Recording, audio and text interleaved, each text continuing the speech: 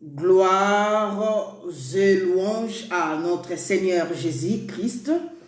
Nous bénissons Dieu bien-aimé, nous vous saluons aussi également, vous disant shalom, shalom, shalom, que la paix du Seigneur soit avec vous. Nous voici encore de nouveau dans le cadre de notre live de chaque jeudi, nos lives de chaque jeudi où nous parlons des discours de Jésus-Christ bien-aimé dans le Seigneur. Nous rendons gloire, louange à Jésus-Christ, le roi des rois. Nous disons gloire, louange, alléluia à Jésus-Christ, notre Seigneur et notre Sauveur. Nous disons gloire, louange, alléluia à Jésus-Christ, le Rédempteur qui n'a pas failli à l'acte de la rédemption. Nous disons gloire, louange, alléluia à Jésus-Christ, qui est l'agneau de Dieu qui a ôté le péché du monde. Nous disons gloire, louange, alléluia à Jésus-Christ, qui est le Seigneur des Seigneurs. Bien-aimés, nous voulons parler des discours de Jésus-Christ. Comme j'avais dit dans des lives précédents, que la Bible dans son entièreté contient ou renferme plusieurs discours. Il y a eu des discours de plusieurs personnes. Il y a eu des discours, mais parmi ces discours, il y a eu des discours qui donnent la vie, des discours qui a la vie éternelle.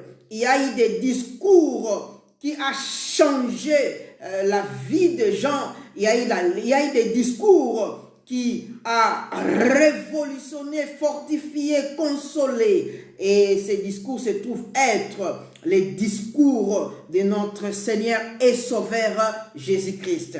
Alors nous avons commencé à parler, nous avons commencé à commenter discours après discours, et aujourd'hui nous sommes dans Matthieu chapitre 4, 5 à 6, bien-aimés. Nous glorifions Dieu, nous disons Alléluia à Jésus-Christ, et que le Seigneur vous bénisse, bien-aimés, qui êtes déjà connectés. Pendant ce temps que les autres aussi se connectent, nous voulons rapidement faire la lecture du contexte qui nous engage aujourd'hui. Nous sommes dans Matthieu chapitre 4, le verset 5 au verset 6. Mais j'aimerais que nous commencions au verset premier, afin que nous soyons vraiment dans le contexte de notre intervention d'aujourd'hui. Matthieu chapitre 4, premier verset jusqu'au 6e verset. Ainsi dit la Bible. Alors Jésus fut emmené par l'Esprit dans le désert pour être tenté par le diable. Après avoir jeûné 40 jours et 40 nuits, il y eut faim. Le tentateur s'étant approché lui dit, si tu es fils de Dieu, ordonne que ces pierres deviennent de pain. Ça, c'est le discours de Satan qui ne nous concerne pas vraiment.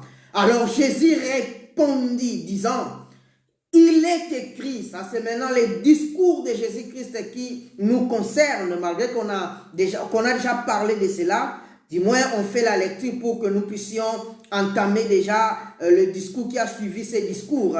Voici le discours de Jésus commençant en disant, Jésus répondit, il est écrit, l'homme ne vivra pas de pain seulement, mais de toute parole qui sort de la bouche de Dieu. La Bible continue en disant, le diable le transportant dans la ville sainte, le plaça sur les hauts du temple et lui dit, si tu es fils de Dieu, jette-toi en bas, car il est écrit, il donnera des ordres à ses anges à ton sujet et ils te porteront sur le main, de peur que ton pied ne heurte contre une pierre. Ça, c'est le discours de Satan qui a évoqué un passage de la Bible. Voyez-vous? Alors, Jésus va réagir en tenant ce discours, disant, la Bible dit ceci, Jésus lui dit, il est aussi écrit, tu ne tenteras point le Seigneur ton Dieu. Le diable le transporta encore sur une montagne très élevée, lui montra tout le royaume du monde et leur gloire. Il lui dit, je te donnerai toutes ces choses si tu te prosternes et m'adores. Jésus lui dit, retire-toi Satan, car il est écrit, tu adoreras le Seigneur ton Dieu et tu le serviras lui seul. Bien-aimés dans le Seigneur, aujourd'hui nous sommes dans le verset 7.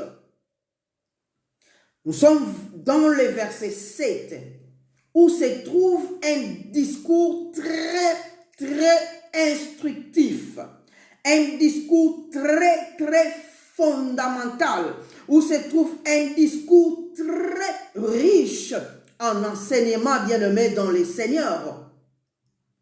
Et ce discours se trouve être, bien-aimé, ce discours se trouve être, il est aussi écrit. Bien-aimé dans le Seigneur, Jésus va répondre, il est aussi écrit. Il est aussi écrit. Il est aussi écrit. J'avais dit c'est un discours instructif. J'avais dit c'est un discours riche en enseignement, riche, bien-aimé dans le Seigneur, en édification, riche, bien-aimé dans le Seigneur, en spiritualité. Comme nous venons de le lire, bien-aimé, le diable a approché Jésus et va essayer à tenter Jésus-Christ, à faire tomber Jésus-Christ. Souvenez-vous, dans le jardin d'Éden,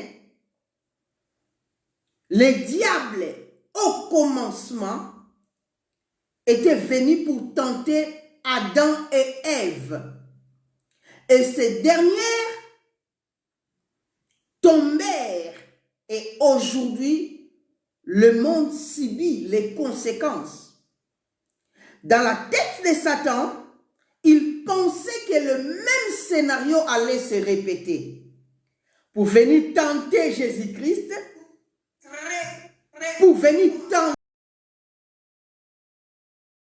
Jésus-Christ, bien-aimé dans le Seigneur, pensant que Jésus-Christ va se laisser faire pour que toute la mission échoue. Il dira à Jésus, il est écrit.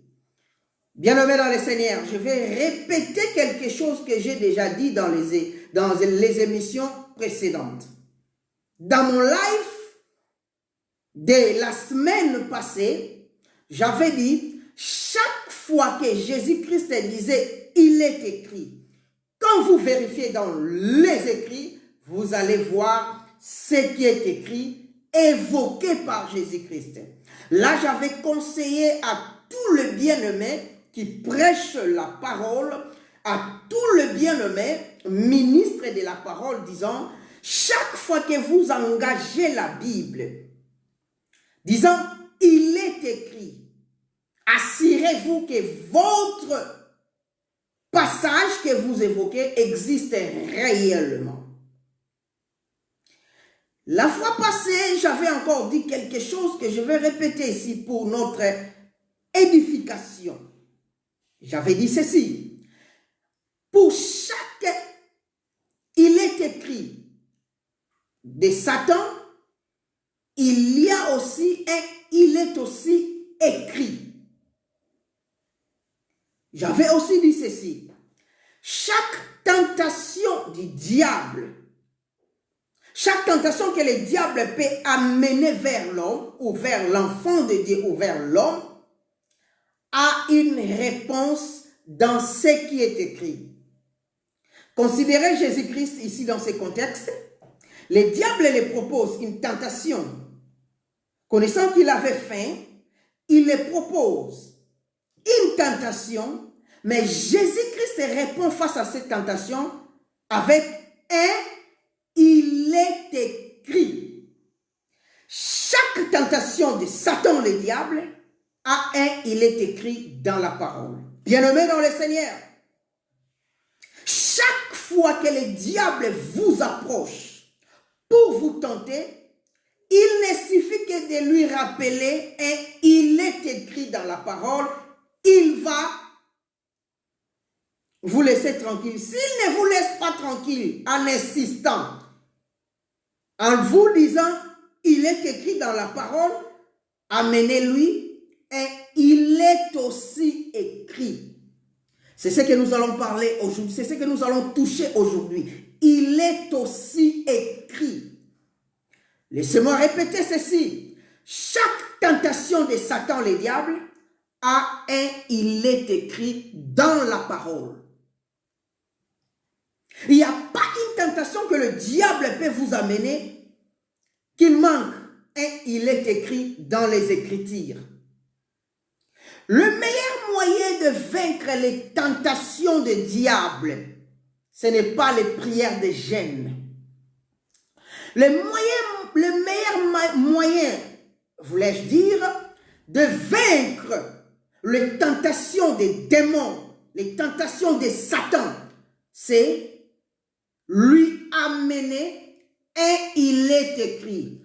Or, vous ne pouvez pas dire à Satan « il est écrit » si vous ne connaissez pas ce qui est écrit. C'est là que j'avais exhorté aux bien-aimés qui ont toujours l'habitude de me suivre dans ces lives. Il s'avère important d'avoir la connaissance de la parole, d'avoir la connaissance des écrits. Voyez-vous, afin de présenter ces écrits quand le diable vient pour vous tenter. Le Seigneur Jésus-Christ, devant cette tentation, n'a pas fait de jeûne et prière, n'a non plus fait de prière d'autorité. Il a seulement répondu à Satan, il est écrit. Et il a répondu comme cela parce qu'il connaissait. Il avait la connaissance des écrits. J'avais exhorté à vous bien-aimés d'entrer dans la parole.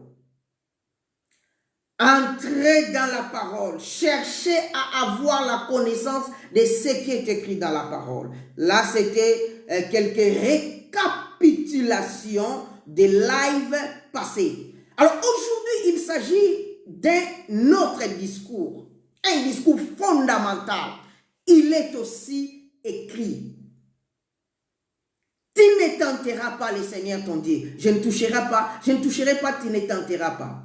Je vais seulement m'asseoir sur cette introduction de son discours. Il est aussi écrit.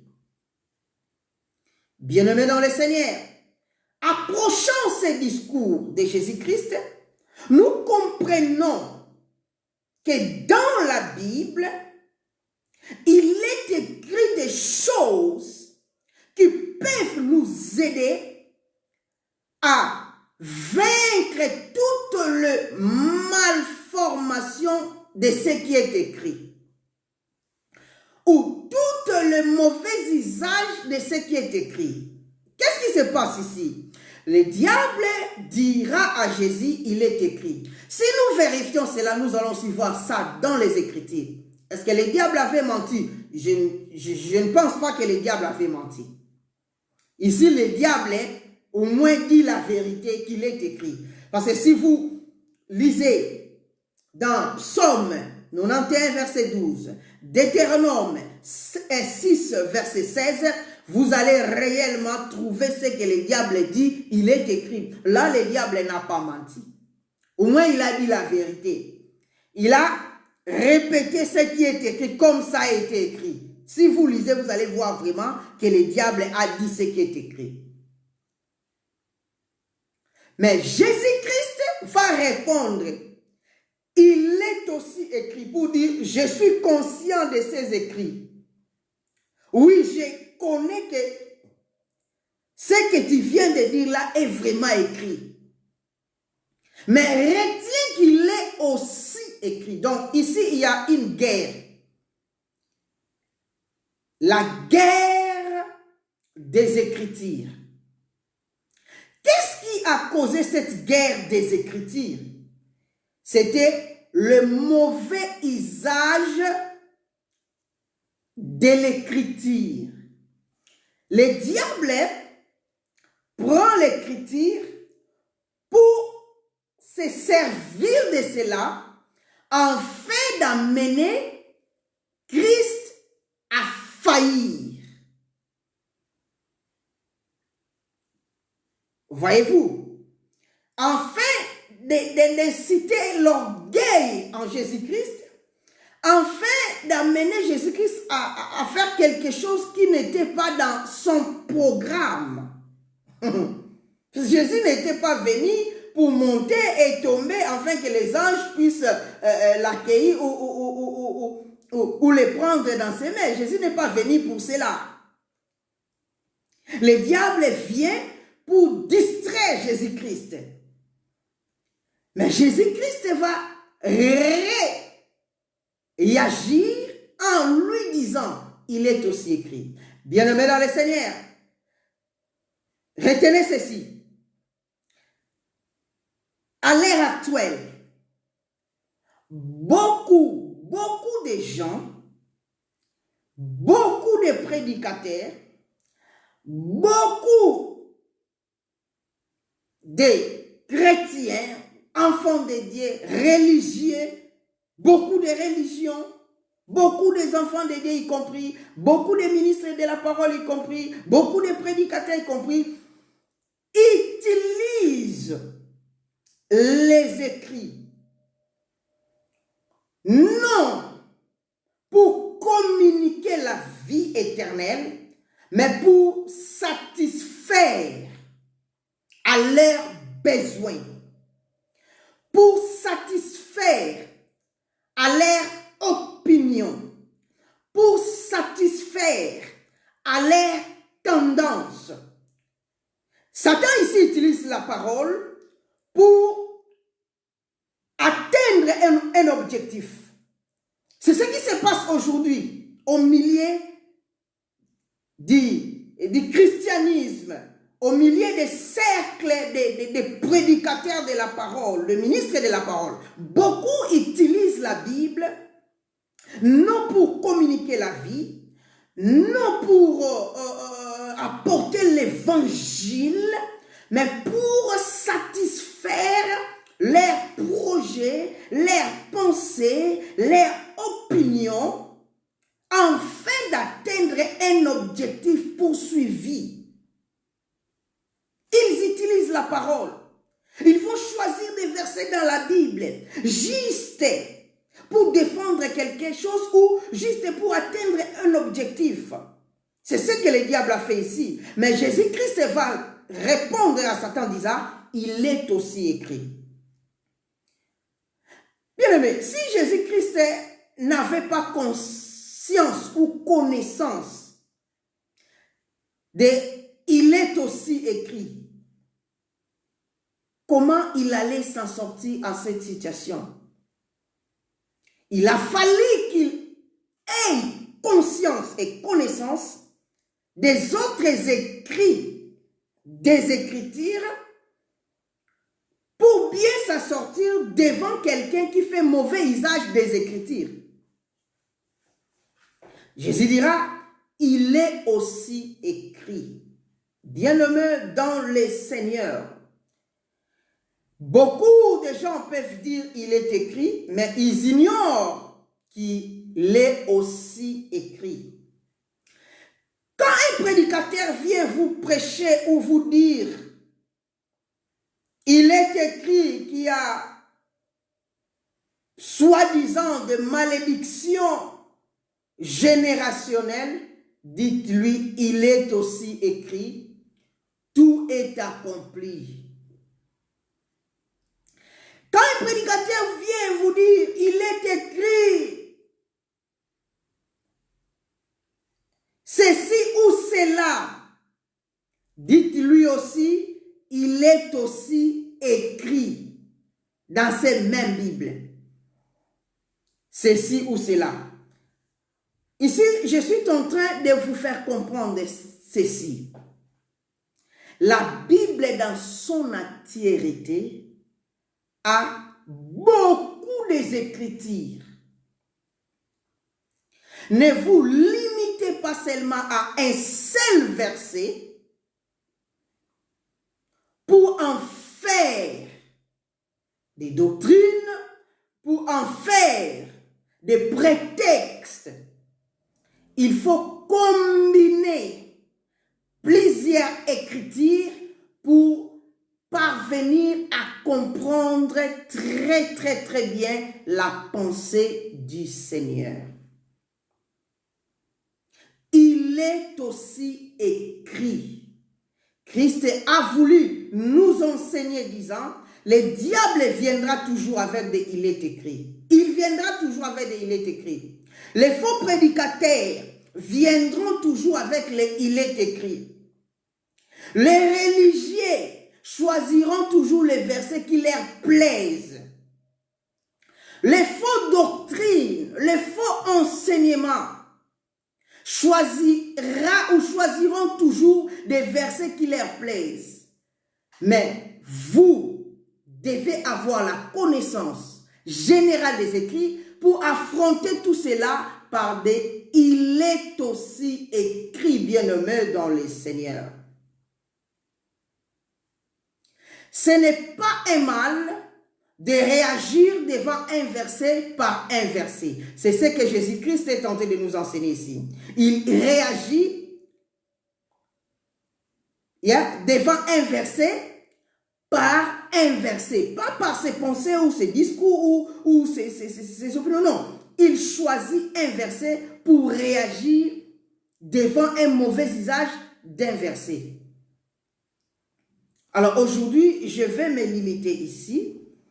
Je vais continuer parce que nos lives sont des lives de moins de 30 minutes généralement. Nous sommes en train d'aller petit à petit étudiant les discours de notre Seigneur et Sauveur Jésus-Christ. Aujourd'hui, nous avons choisi ces discours intéressants pour dire que chaque fois que le diable, le faux prédicateur ou le faux enseignement vous approche, rappelez-vous qu'à part les versets qu'il vous présente, il y a aussi d'autres versets qui peuvent vous aider à s'en sortir devant ce mauvais usage de ces versets utilisés. C'est ce qui s'est passé ici. Satan dira, il est écrit. Jésus dira, il est aussi écrit. Et ici, j'ai voulu nous enseigner en disant, ce n'est pas mal de défendre ou de réagir face à un verset par un verset. Pourquoi? Parce qu'aujourd'hui, tout le monde utilise des versets bibliques selon leur objectif ou attente. Alors vous aussi, vous devez être armé de l'écriture pour toujours réagir devant des mauvais usages des versets bibliques par des « il est aussi écrit » comme l'avait fait notre Seigneur et Sauveur Jésus-Christ. Aujourd'hui, nous nous arrêtons là. Prochain live, nous continuerons pour dire « il est aussi écrit, tu ne tenteras pas le Seigneur ton Dieu ». Maintenant là, nous allons parler « tu ne tenteras pas le Seigneur ton Dieu ». Que le Seigneur vous bénisse. On se retrouve dans les lives prochains. Nos lives sont des lives de moins de 30 minutes. C'est pourquoi nous nous limitons ici. Que le Seigneur vous bénisse. Nous osons croire que vous avez été bénis et édifiés en retenant qu'il faut toujours faire face aux versets bibliques par des versets bibliques. Cela vous aidera parce que le diable a toujours tendance d'utiliser la Bible pour dévier les gens.